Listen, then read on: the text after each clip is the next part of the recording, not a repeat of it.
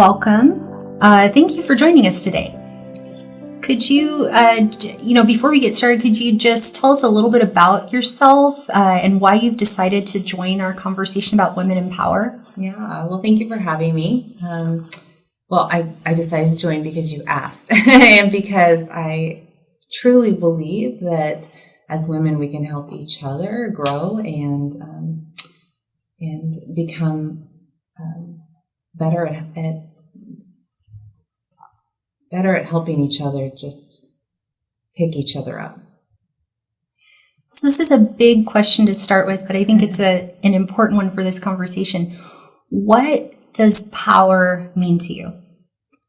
Well, it's kind of a unique question because every day each of us has power. Every minute of every day we have the power to do things, whether it's to just simply get up, whether it is to take care of other people, whether it's to speak up, whether it's to tear each other down. But the power is the ability to act or influence somebody for something, even in yourself. And so it's very unique being in a role right now at the Marjorie Mason Center where we talk about the core of domestic violence is power and control, and having one person wanting to have power and control over another person. And I think, power really does come from within and what we believe we have the ability to do. So how does this understanding of power, you mentioned that your current work with the Marjorie Mason Center, how does your understanding of power, maybe even some of your past experiences with power, influence your work there? Yeah, well, as I mentioned, we are an agency that helps both adults and children overcome the short and long-term impacts of domestic violence. And even in our prevention work, talking to people about how to avoid somebody trying to control them. But I think when we look at relationship, we talk about the fact that relationship should be built upon mutual respect and love in a way that is shown as care for one another, and not control.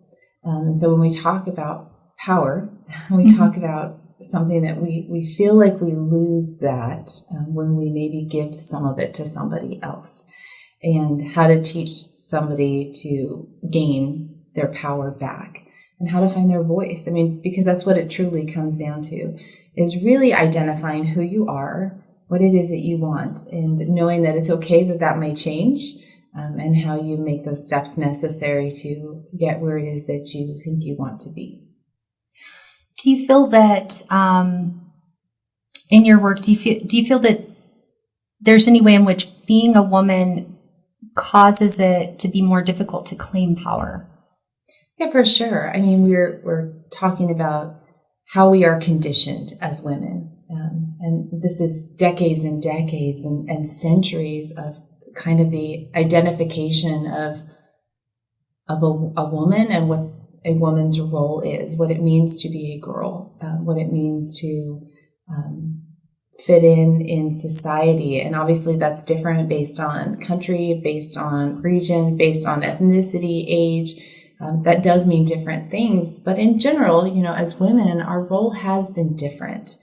And trying to better understand, how do we break those cycles? How do we understand what's an okay label and what is something that is okay to change?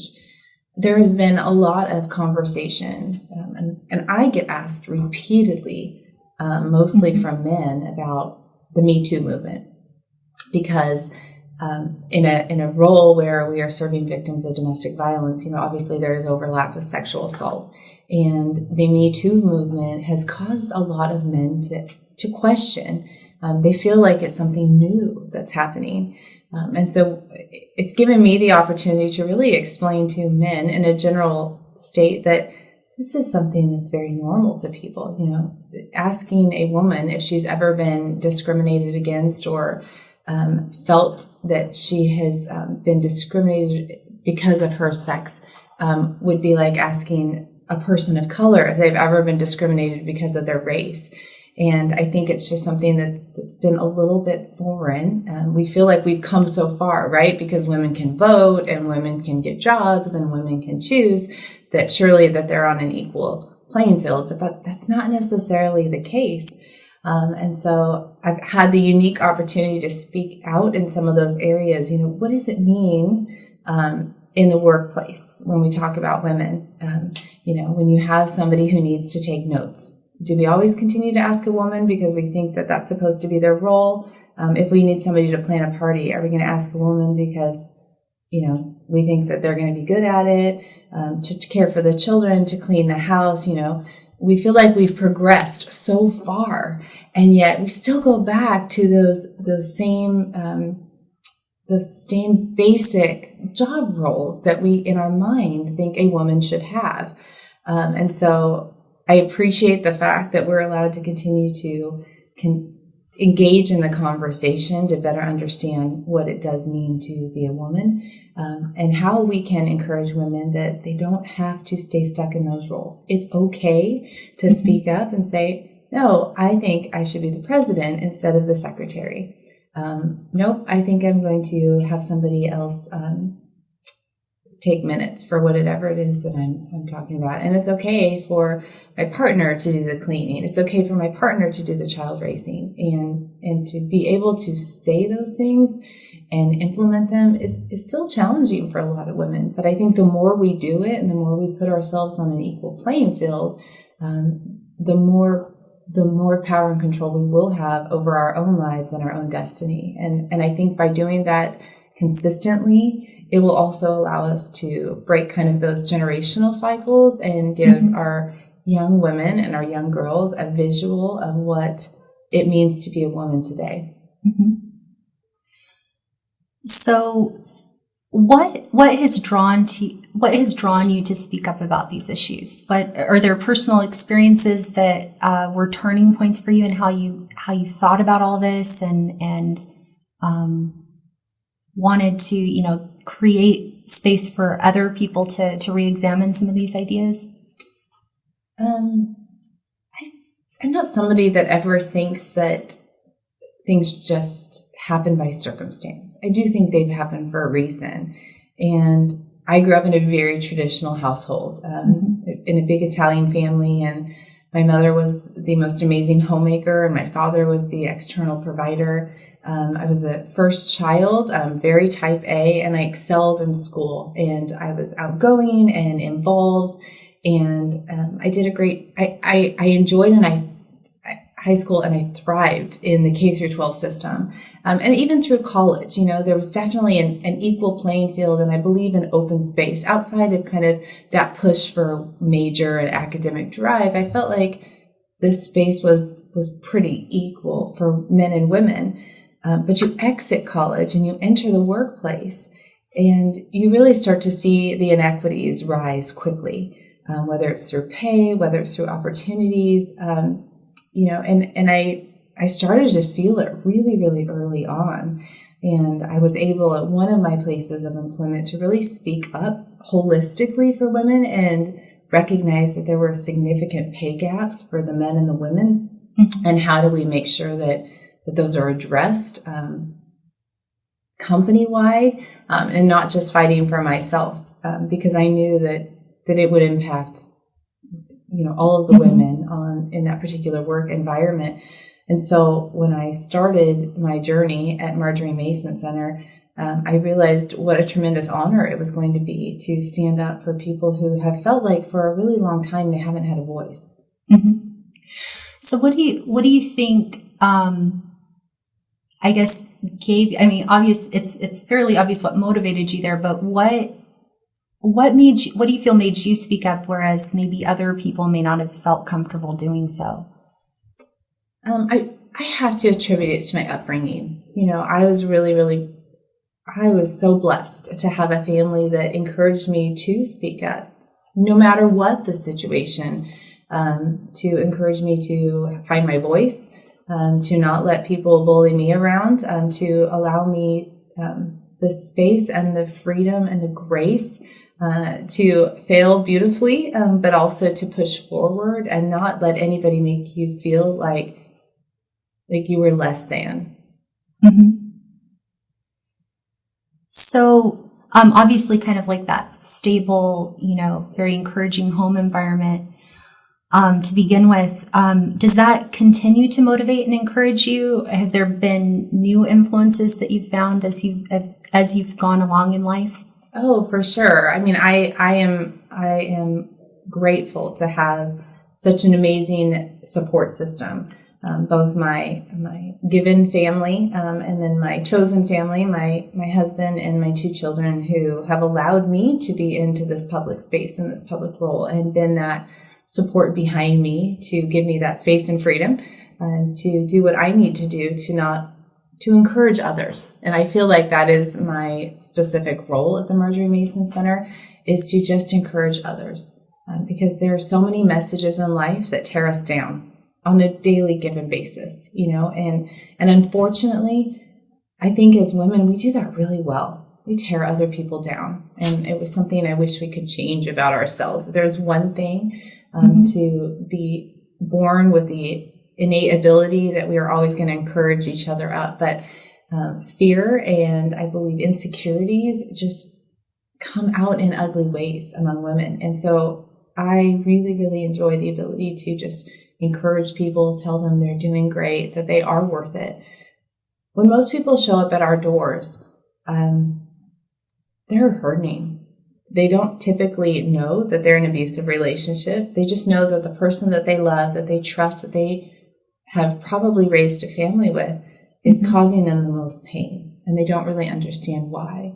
And we are born to crave relationship. We're born to crave love and union with other people, whether it's friends, whether it's family, whether it's intimately. And so to mentally sever that kind of relationship is painful.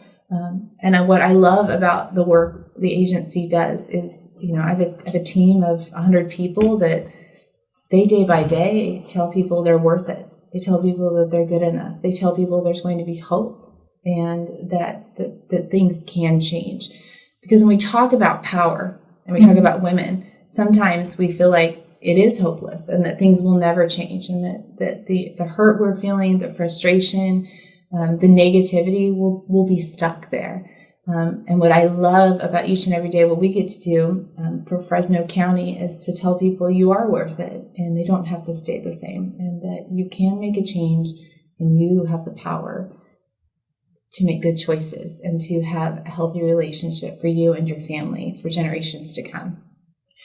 Do you feel that is sort of the key to claiming your power, is to have those healthy relationships? For sure. And unfortunately, we just didn't know what those looked like. One of the most critical things we do is to educate people what is a healthy relationship, because we just don't know. For generations, it wasn't necessarily modeled well, and there hasn't been a lot of education to let people know that there's a different way of doing things that can be done in a healthy way. What do you do in your work that you feel has had or continues to have the most impact on people? I think our work with kids, both those that are living within our safe houses and those in the schools and just in the community at large, to tell them before they're ready to have their first date, their crush, their first prom experience, before they really start developing deep, meaningful relationships, to talk to them about what it means to be in relationship, to identify healthy relationships, red flags, but to be an advocate for themselves. Because in the end, when you talk about power, it's letting somebody else make you believe or think a way that maybe is in conflict with how you feel about yourself. So my goal is to encourage people, don't ever give that away. Don't let anybody make you feel differently than you were created in the way you believe you are supposed to be. And so I believe that work is critical in changing how others in the next generation view themselves and how we can all have healthier lives. And now you mentioned too, a little bit earlier, you mentioned that some of this comes out of your own experiences raising your children. Yeah, for sure. having a daughter who's starting high school, who has thrived in school and athletics and other activities, it's very easy for her to fall into traps of coaches, teachers, administrators, other groups to which she may belong, telling her she's not good enough, to tell her that maybe she's not going to be great in a particular area. And it changes the way she views herself, regardless if it's true or not. And it's been a tremendous joy to watch her take that on and say, no, I do believe I'm good enough, and how that changes her performance, her encouraging attitude, and the way she also then turns around and encourages others. I think it's fantastic. So you can kind of see that come full circle. Absolutely. Absolutely. Because I experienced it myself as a child. I remember having teachers, instructors tell me, well, you weren't good enough in this particular area. And one of it for me was singing, which is kind of ironic right now. I was in theater and drama, and it was one of my most exciting things to do was to perform. But I didn't get cast in a particular role once. And I remember the instructor telling me we had to pick somebody who can sing. And it crushed me. It crushed me completely, because I thought I was a singer. And now I get the opportunity where I get to encourage and bless people at church, at weddings, at funerals. It's kind of ironic to me that people hire me to sing at events and occasions, because, in high school, I was told I couldn't sing. And so it's why I feel really compelled to encourage other people. Don't let somebody make you feel inferior without your consent, because we are usually way better than the world makes us feel. All right. Well, thank you so much for sharing your experiences and insights with us. Thank you.